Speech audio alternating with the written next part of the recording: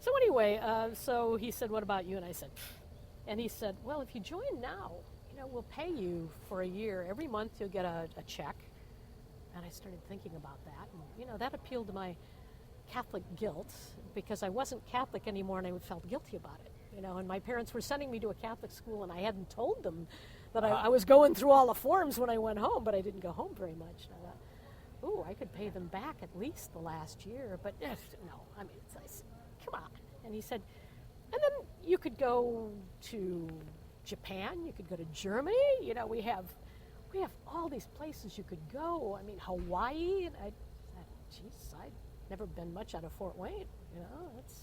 That would be interesting. And so I kind of reared back and I said, yeah, but you're going to send me to Vietnam, and frankly, I'm against this war. And he said, nah, you don't have to worry about that. There's a waiting list a mile long. They actually use that term. I really like that. Waiting list a mile long of nurses to go to Vietnam, and even if you wanted to, you're not going to ever have to go there.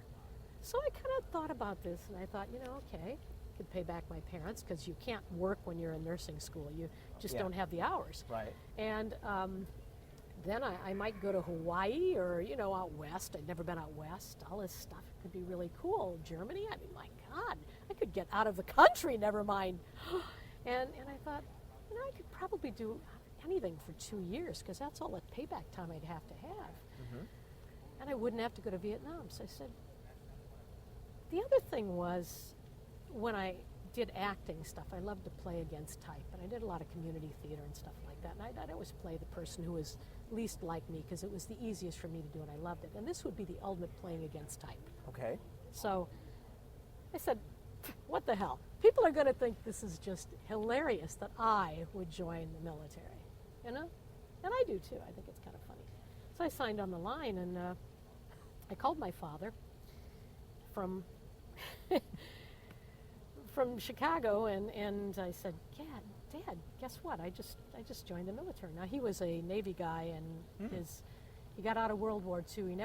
He claims he never really engaged. He was in one of those boats that used to check levels on other boats of fuel and stuff like that. There was some kind of a thing like that, according to my uncle. Dad never really much talked about it. But so anyway, I told him I thought he'd think this was really kind of cool. The Indiana thing was always, oh, you joined the military, you're going to straighten out your wayward life. Right. So there was silence on the end of the line, and I thought, in those days, phones sometimes didn't work if you tried them long distance. Right. And I thought, am I still connected? And he said, oh, I guess you know what you're doing.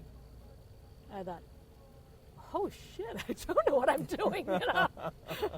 So I made like I did, and it was fine for a while. The whole year they sent me money as advertised.